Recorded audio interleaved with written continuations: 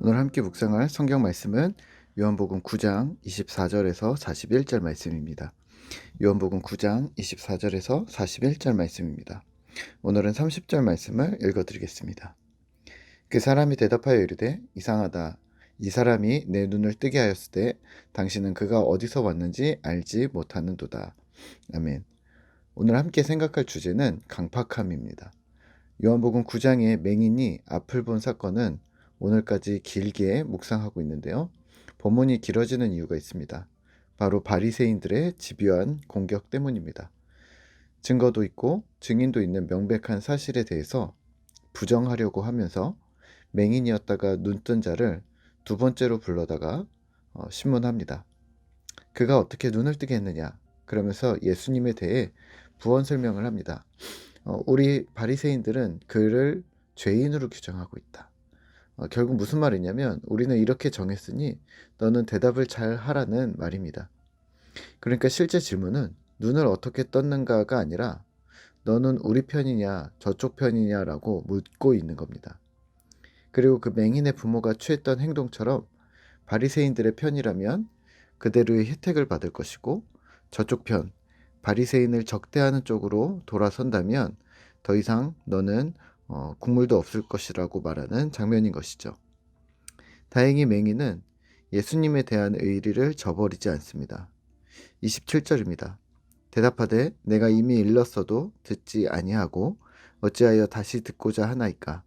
당신들도 그의 제자가 되려 하나이까?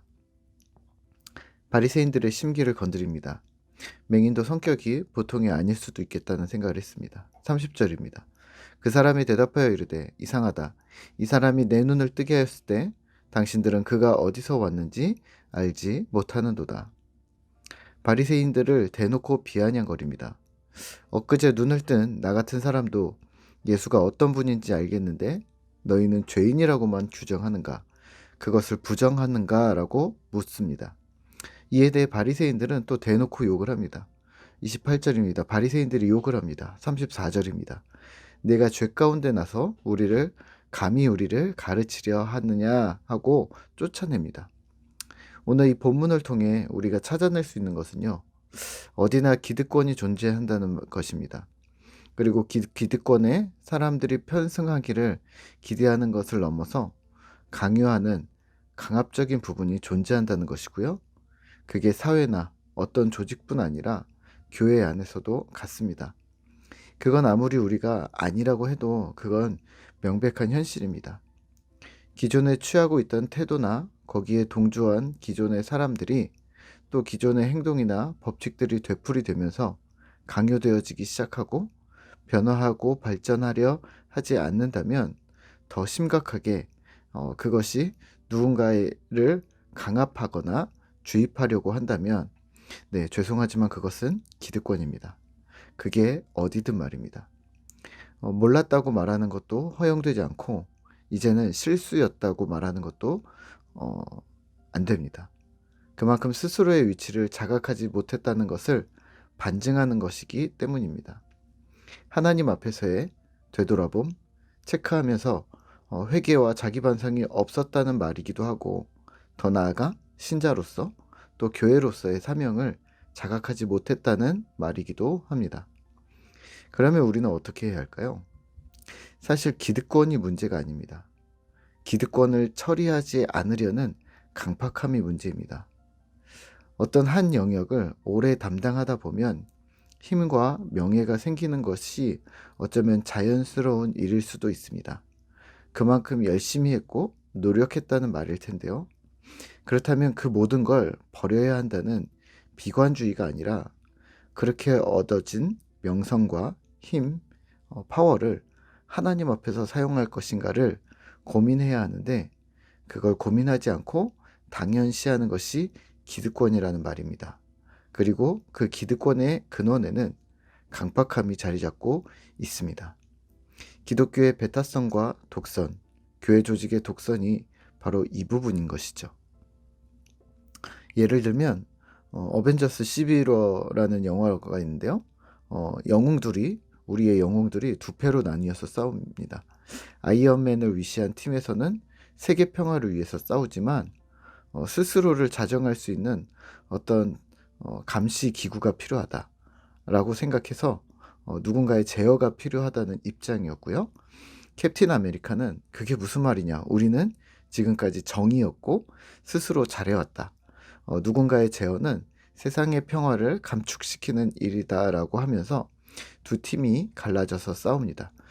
처절하게 싸웁니다. 영화에서는 결론을 애매하게 내고 있는데요.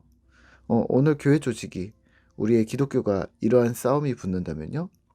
네, 오늘 예수님은 기득권의 반대쪽에 계셨습니다. 그래서 우리는 당연히 예수님 편으로 마음이 기우는데요. 예수님을 배제한 현실의 우리의 교회 조직과 신앙 공동체에서 만약에 이런 일들이 생긴다면 우리는 어떤 입장을 취해야 할까요? 부탁드리기는 독선과 강팍함에서 먼저 벗어나셔야 합니다. 교회의 관습과 전통을 유지하려 한다면 네, 저도 어느 부분 동의합니다. 교회 조직의 비합리적인 부분과 불통이라는 부분에 대해서 개혁이 필요하다고 하신다면 네, 그 부분도 저도 또 동의하는 부분이 있습니다. 결국은 우리에게 필요한 것은 기득권에 대한 저항이 아니라 자칫 우리 자신도 그렇게 흐를 수 있다는 생각을 가지시면서 독선과 배타성, 강팍함에서 벗어나야 한다는 말입니다. 그리고 그것을 노력해야 한다는 말입니다.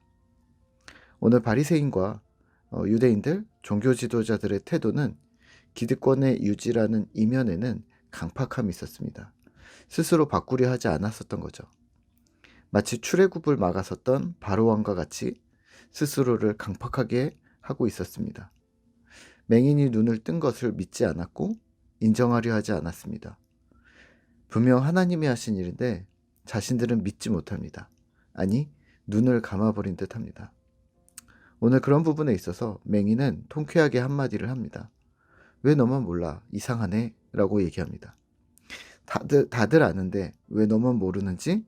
그건 일부러 모르려고 노력하는 거 아니야 라는 말로 들리는데요. 오늘 우리는 무엇을 해야 할까요? 예, 신앙생활에는 정답이 없습니다. 정해진 길도 없습니다. 단지 정직한 방향과 주를 향한 방향이 있고 그 방향을 향해 우리가 나아가고 있다고 생각하셔야 합니다. 제가 20대 때 처음 운전을 시작했을 때 저는 핸들을 잡고만 있으면 직진한다고 생각했습니다. 핸들을 움직일 일이 거의 없을 것이라고 생각을 했는데요. 실제 운전을 시작해보니 그렇지 않았습니다. 자동차가 차선 안에서 잘 달리기 위해서는 핸들을 끊임없이 조정해야 했습니다. 살짝 움직이면서 계속 양쪽 백미러로 차선을 봤습니다. 누군가가 차선을 이탈했을 때 알려주면 좋겠다는 생각도 잠시 했었는데요. 요즘 저희 차에서는 차선을 이탈하면 경보가 울립니다. 삑삑거리는데요. 열심히 달리다가 차선을 밟거나 옆으로 넘어가면 그런 소리가 납니다. 그때마다 정신을 차리는데요. 또 이탈했나? 나 잘하고 있는 것 같았는데 언제 이탈했지? 라고 생각하면서 하지만 삑삑거렸으니까 기계가 거짓말한다고 생각하지는 않고 그냥 다시 제자리로 차선의 중앙으로 돌아오는 거죠. 오늘 우리도 말씀을 차선 이탈 방지처럼 생각해 주시면 어떨까요? 강팍함을 내던지고 말입니다. 삑삑 이 소리가 났을 때, 말씀을 통해서 그런 소리가 났을 때 왜 그러지? 제가 무엇을 잘못했나요? 저는 지금까지 잘해왔는데요. 이 정도면 선 밟은 거 아닌데요? 라고 말씀 앞에 따지지 않고 누군가에게 혹은 강요하지 않고 우리의 생각과 마음을 다시 말씀의 초점 앞에 맞추는 것이죠. 2월의 시작이면서 명절 연휴를 지내고 있는데요. 우리의 환경은 바뀌지만 여전히 우리는 신자이고 여전히 말씀 앞에서 살아가는 주님의 백성임을 기억하면서 오늘 하루도 즐거이 하나님을 바라보시죠. 오늘도 주님 은혜가 우리 가운데 있기를 소망하며 튼튼한 꿈터 공동체가 되기를 기도합니다. 함께 기도하도록 하겠습니다. 하나님 감사합니다. 오늘 우리는 정당하고 우리는 정의롭고 우리는 바르다고 생각하고 있지는 않았는가? 우리가 자주 점검하는 그러한 믿음을 갖기 원합니다. 혹 우리가 틀린 것이 있거나 혹 우리가 조금 수정해야 할 부분들이 있는데 우리가 의도적으로 바꾸려 하지 않고 고치려 하지 않으면서 우리의 강팍함을 고수하려고 하고 있다면 하나님 우리의 강팍함을 깨트려 주시고 우리가 하나님 앞에 또 말씀 앞에 바르게 서 있기 위해서 부단히 매 순간마다 노력하고 몸부림치는 그런 신실한 주님의 백성들이 되어지도록 주님 도와주시옵소서. 명절 연휴입니다. 하나님 우리에게 힘을 주셔서 또 우리가 가족들을 섬기고 또 이웃들을 사랑하는 일들을 꾸준히 잘 해나갈 수 있도록 주님 도와주시고 한 해를 이렇게 시작하면서 기쁨으로 주님을 바라보는 우리 모두가 되도록 주님 도와주시옵소서. 오늘도 또 우리에게 기쁨의 시간들, 기쁨의 쉼의 시간들이 되어지도록 주님 도와주시고 우리 가운데 항상 함께 하시는 주님을 찬양하며 감사드리며 예수님의 이름으로 기도합니다. 아멘.